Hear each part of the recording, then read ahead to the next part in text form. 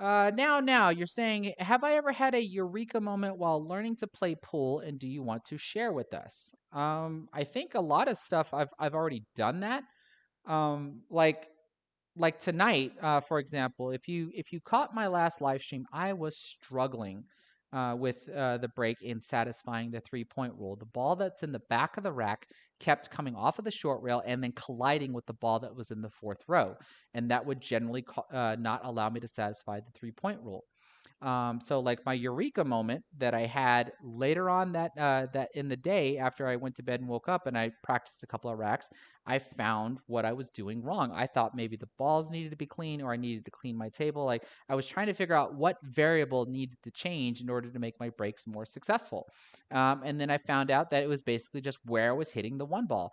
And it's very difficult for me to explain the change in aiming alignment to tell you like how I'm actually striking the one ball. But if y'all have been paying attention, I'm getting those wonderful spreads off of the break. I'm almost constantly satisfying the 3 point rule now. We're not getting as bad of a collision on the ball that's in the back of the rack as it heads towards up table now. So like that's one little eureka moment.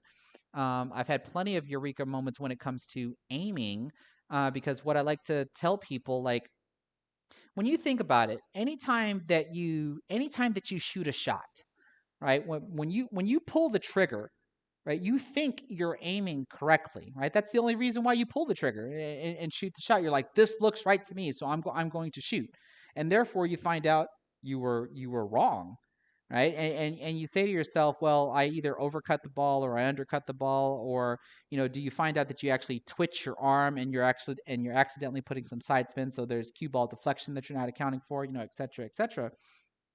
But for me, when I narrow down like what I'm seeing versus what actually happens, and then focusing hard enough to know that, wait, what I'm seeing is incorrect, and I can make an adjustment and go, now that looks correct, and then my pocketing abilities or shot making abilities get to go up from there, and that's why I don't know how many of y'all have ever seen like how nasty I can actually cut a ball because of how focused I can actually get on my aiming and seeing how the edge of the cue ball can actually collide with the edge of an object ball.